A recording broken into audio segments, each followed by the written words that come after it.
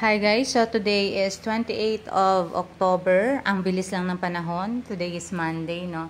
So kanina, pinavideo ko to kay Thea, no? Sem break. Hindi naman sem break, parang break lang ni Thea, no? Ayan, so ang dami-daming itlog. Tatlo yung nangitlog dito. Merong gansa, itlog ng gansa, itlog ng pabo, at itlog ng bibe. Ayan o, kung titignan nyo, hindi ko alam kung napakaligalig nila. Ang dami-dami kong nilagay na pag-itlogan, pero magkakasama sila. Gusto nila pa rin yung, may company sila sa isang pugad, no? Which is unlikely kasi ang daming nasisira na napipisa or nababother na itlog. So, kuha tayo ng isa para separate natin yung bibe. Yung mga pabo, kukunin ko na lang, kakainin na lang namin yung mga itlog ng pabo kasi hindi ako sure sinong pabo yung nangingitlog doon eh. Parang iniwanan niya na. So, might as well, yung bibe, sure ako babalikan niya yan. Kaya gagawan ko siya ng kulungan diyan. Ayan. So, nilalagyan usually namin yung dayami, yung mga used na gulong, no? Yung mga yan, dati yan, plant box yan. Pininturahan ni Thea at yan ni Ellie nung mga toddler pa sila. So, hanggang ngayon, nandyan pa, no? Ayan. So, lalagyan lang ng dayami or hay para medyo mainit din yung itlog at saka yung moisture ng ibabang lupa, maiwasan. Minsan kasi, pag basa yung itlog, wala talaga, mabubugok lang. Ayan. So, separate na natin yung mga itlog. Sineparate ko dyan. Kinuha ko muna yung mga dayami rin na iba. Kasi parang kulang pa pala yan. Ayan. Tingnan nyo naman yung outfit ko. Ganyan ang outfit ko talaga pag ako'y naglilinis sa, sa aming bakuran, no? Ayan. Malalaki yung itlog ng mga gansa. Usually, mga 8 to 10 or minsan may 8 to 12 pieces sa gansa, no? Base sa experience namin sa aming mga gansa.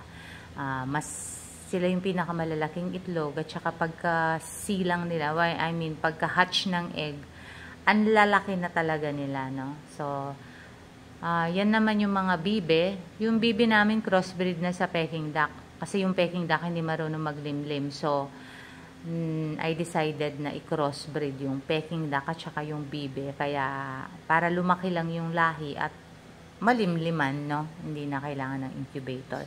Iba pa rin kasi pag yung nanay yung naglilimlim kesa sa incubator. Less kuryente pa.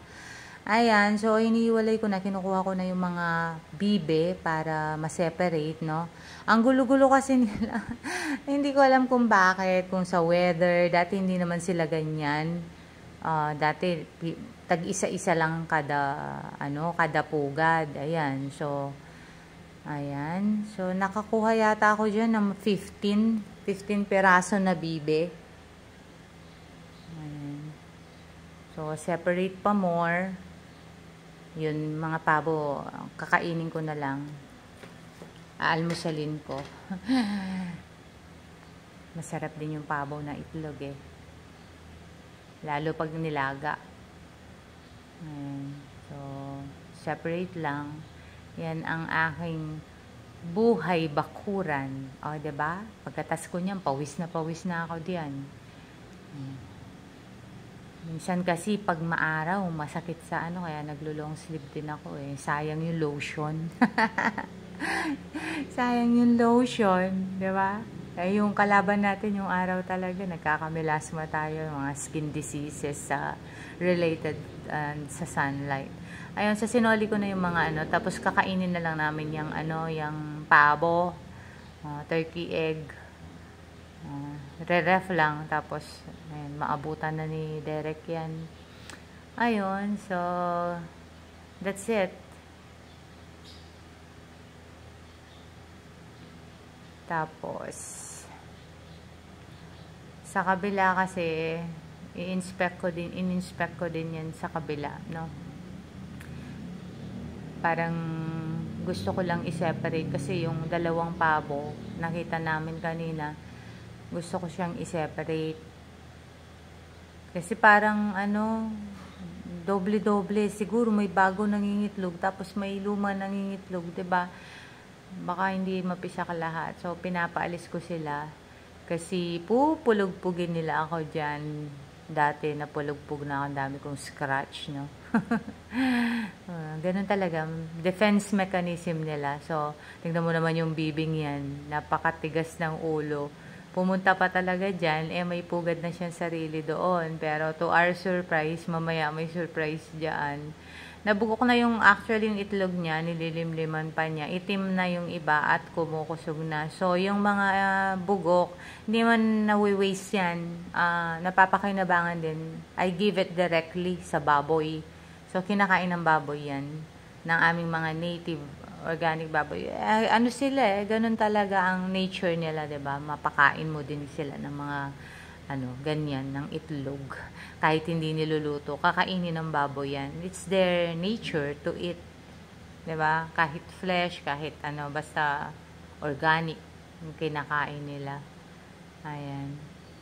So, eto yung mga mga itlog. It's me. Oh, tignan nyo, may surprise sabi namin kanina, na surprise talaga kami. May napisa na. Siguro this is probably 2 days already, no? Hindi ko napansin. Mahirap din kasi syempre di mo naman though ako yung mismo nag-aalaga, minsan di mo natututukan din, 'di ba? Kasi nanay ka pa, dami mo pang ginagawa sa loob. Tapos may pabo pa doon sa gilid. Paano ka ba naman? Mix sila. So, hindi mo alam kung kanino anak yan. Kaya kukunin na lang. Kinuha na lang namin later on. Tapos dyan, may namatay pa na isa. Bibi naman, may mga pabo kahalo-halo na. Actually, alam ko nung nakaraan, sineperate ko na yan. Pero nangitlog pa rin siguro sila ng mangilan-ngilan. Kaya, ayan. Ayan ang buhay ng pabo, ng bibe, ng gansa. Ganyan sila. Before, hindi naman sila ganyan eh. Kung sino yung maglilimlim, sila lang talaga. Ewan ko, siguro rainy season.